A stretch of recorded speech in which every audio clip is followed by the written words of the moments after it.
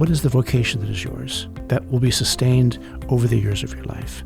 And how does that inform and shape and give guidance to the occupation you've had? It may not be what you do for the next 10 years of your life. What you're longing for, because you're a human being made in the image of God, is for there to be some continuity, though.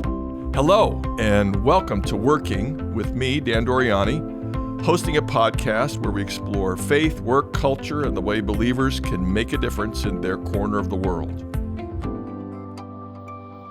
Today, I'm so glad to have my friend Steven Garber, known to me as Steve Garber, but professionally Steven Garber, who is a senior fellow for vocation and the common good for the M.J. Murdoch Charitable Trust. He's also served recently as a professor of marketplace theology and director of the Masters in Leadership Theology and Society at Regent College, Vancouver. Regent College is kind of like it's really a grad school. It is. So they call it a college there, but it's a grad school. You've long been the principal of the Washington Institute for Faith, Vocation, and Culture. You regularly blog. I enjoy your blogs, if I may say so.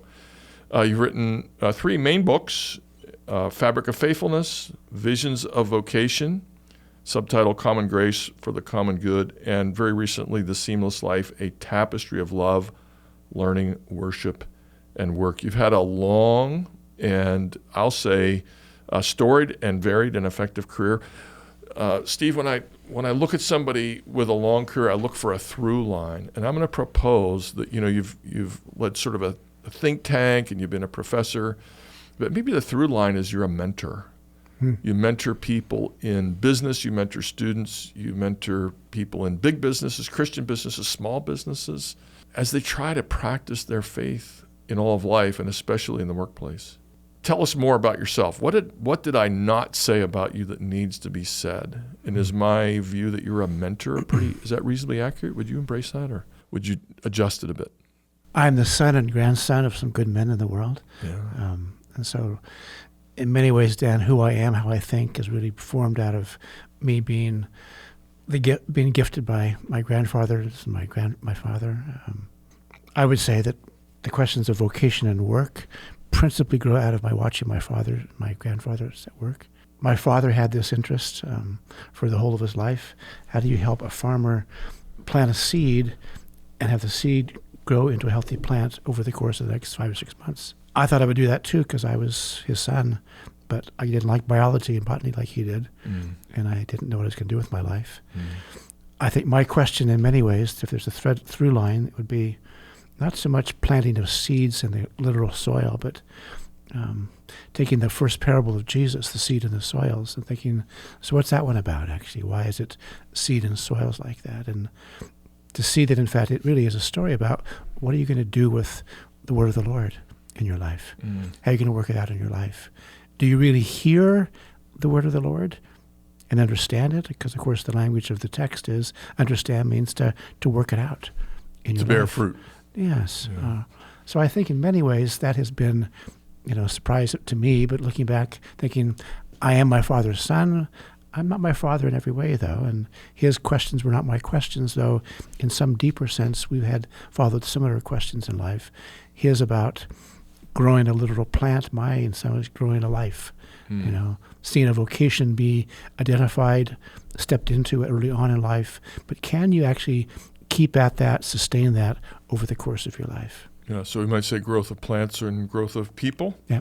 Might be one way to say it. You are a disciple, as this program is, of Abraham Kuyper, and you're deeply convinced that every square inch of life is claimed by the Lord. He's Lord of it all. And for you, that means politics and hiking and enjoying nature and culture and helping other people do the same. Agriculture, poetry, stained glass, cathedrals, literal cathedrals of higher education, small spaces.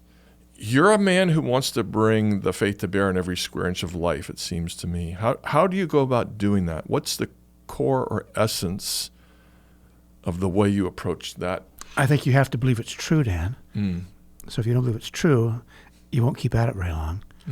If you're not really confident that it's true. So I am Kuyperian, like you are. On New Year's Day, what do? Get up early in the morning, and I get my book of Kuyper sermons on seasons of the year and the New Year's Day sermons that he gave, and I every year read them, actually. I am schooled in that tradition quite gladly.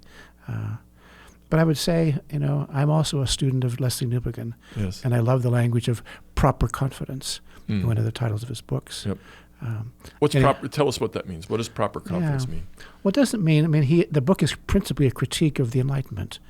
So of this fact-value split, of the objective-subjective split we've made over the last several hundred years, thinking, well, some things truthfully and absolutely and completely and objectively, don't you? Other things, come on. Maybe Dan's opinion, not true like that, Dan. Come on, really. It's not true like apples fall when you drop them from your hand. That's exactly the point, actually. Right. And so the book is that critique, I think, maybe as good as we get from what I can read. Yeah.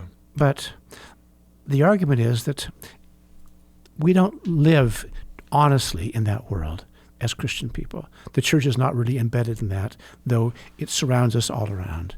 So how are we going to critique it, analyze it, but then find our way forward out of it in a way which keeps health with God and holiness of heart and mind and serve the world with who we are?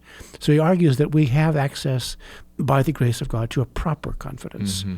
Not a scientific, apple falls to the ground. Or geometric proofs. But more a confidence that is born of honest truth, reality, but that it isn't scientific in that sense. My father was a scientist. I honor that method. Yes. But it doesn't explain everything.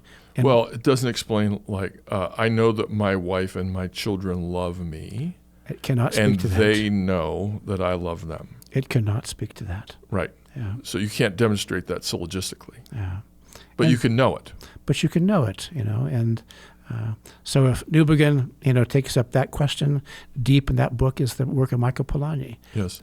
And I've been a great student of his in my life too, of thinking through with him.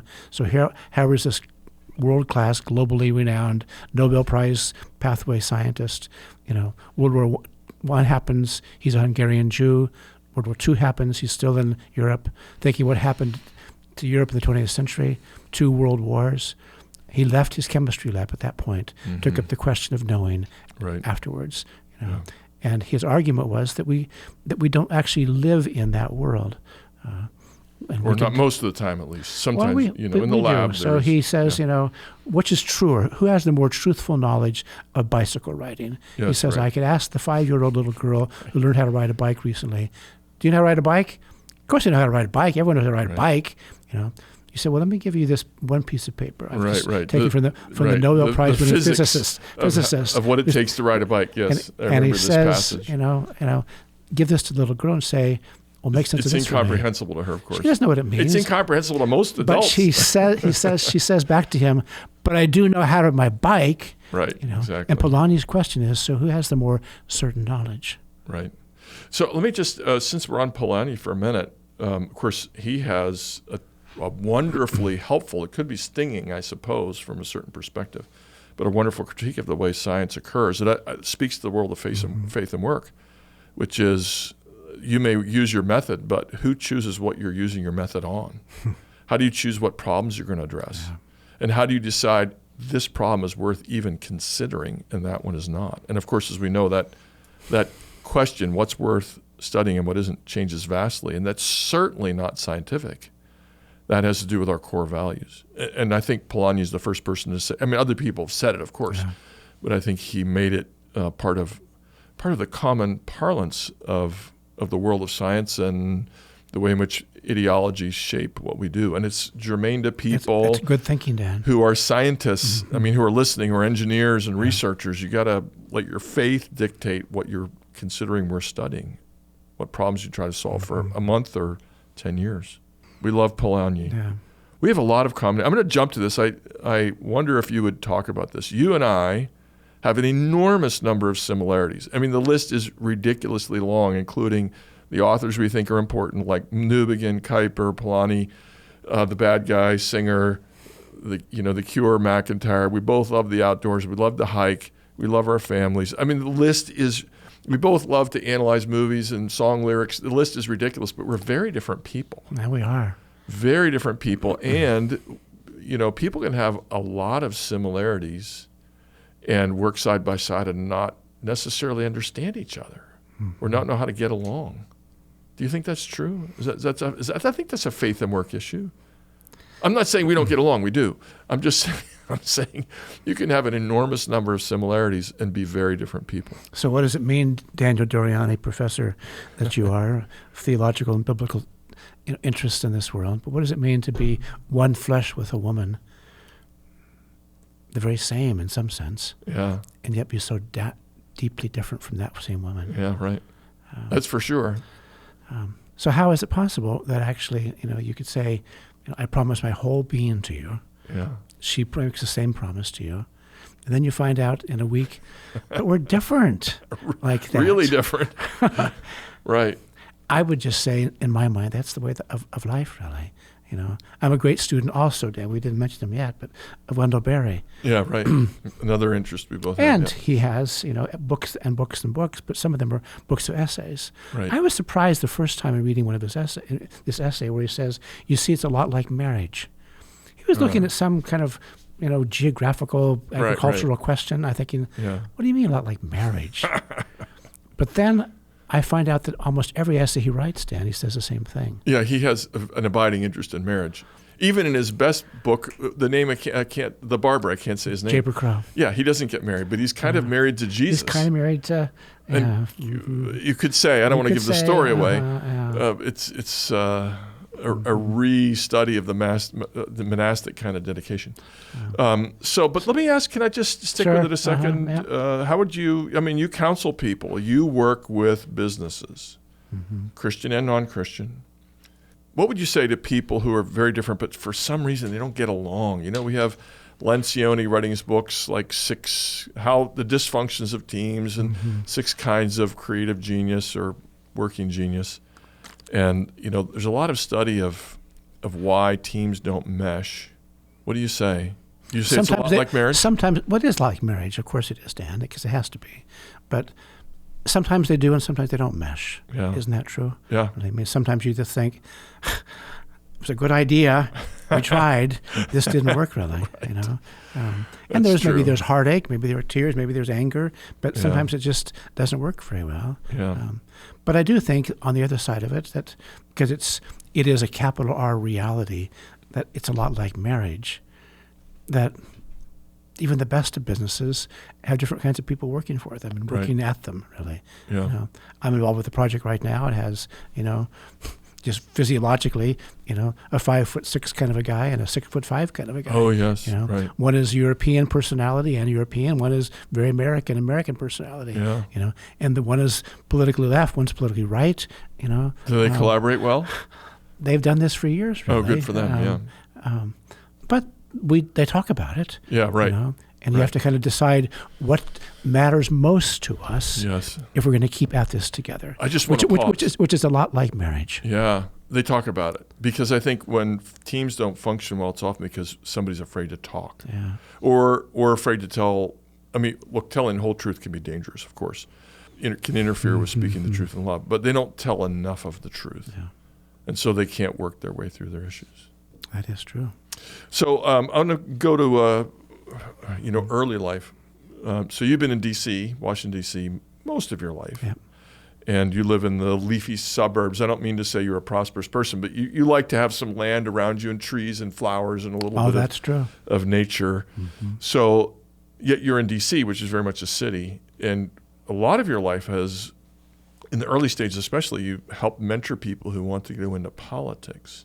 And to some extent, you wrote a book called The Fabric of Faithfulness that came out of that experience and tried to help, I'm going to say, 18 to 27-year-olds or something stay faithful in that crucial period of life, the siren song of fame and power and the love of Jesus. You are poetic, Dan Doriani, after all. I only write poetry when I'm despairing, okay. But you're very kind. How did you go about mentoring people in that world? Mm-hmm. You can't mentor somebody who doesn't want to be. Yes. So in some ways, it was a self-selected group of people who kept coming and coming and coming year after year. Would you be my teacher? So there's that dynamic that gets worked out in this. I would say, given me, who I am, the Kuyperian, biblical, Augustinian roots of who I am, how I think about the world, I have a pretty deep conviction, very deep, that the gospel of the kingdom cuts deeper than the partisan divide. Yes, amen. Right. And so for me, entertaining people from all over the country and beyond sometimes who want to come to the city of Washington, to the, Capitol Hill, literally, to think about these questions, there were some who were willing to take up that challenge. Others who just said, get out of here. You must be, and of course I wasn't either of those. But if you weren't willing to buy into somebody's partisanship, right, absolutely, then how could you be somebody you would even want to talk to? Right. That's even gotten worse. It's about winning. Because it's always about winning, of course. Yeah, right. It's always about winning. So and owning the libs or the conservatives or whatever. That's all that language, really. And both sides do it, of course. Yes. I would say that for me, the question about mentoring, Dan, is that I wanted them to form habits of heart and mind that could be sustained over time. Go back to my father's work and my work. I wanted to see, could you develop a sense of vocation in this world? Yes. That could actually be something you could keep at for a long time? Or are you going to spin out after a year or 5 years? Thank you. Because some people, I've had Jim Talent, whom you might know on this podcast a couple times, and he's a friend. Mm-hmm. And, he finally decided, although, election cycles were against him and he was voted out, but he decided not to pursue it again, not to pursue electoral politics. He's still very involved in politics. But he said that time of seeking election is over for me. Mm-hmm. I'm going to serve my nation politically, but mostly through think tanks and task forces and that sort of thing. And so it's fine. I think I hear you say, and I certainly agree, it's fine to work for a year and say, oh, that was fantastic. I learned so much, and I'm not doing that. And it's fine to stay for 40 years. And it might be fine to stay for 10 years and then do some other form of political work or social constructive governmental work. I think so. How did you counsel people? I know we agree on that. That's a dead-end question. So how do you counsel people when they're trying to discern their calling? I always, eventually, sitting down with somebody, I'm probably will get out a brown paper napkin, and I will talk about the difference between vocation and occupation. Oh, yes, thank you. Go ahead. They're different words, different ideas, and they're important for us to distinguish between them because they're not the same thing. We could speak about vocation is a complex word. It's a multifaceted word. It means a lot of things. But we could speak about the vocation of, attorney, the vocation of professor, the vocation of marriage. We could also speak about the vocation of politician. We could do that meaningfully. But that doesn't mean that being an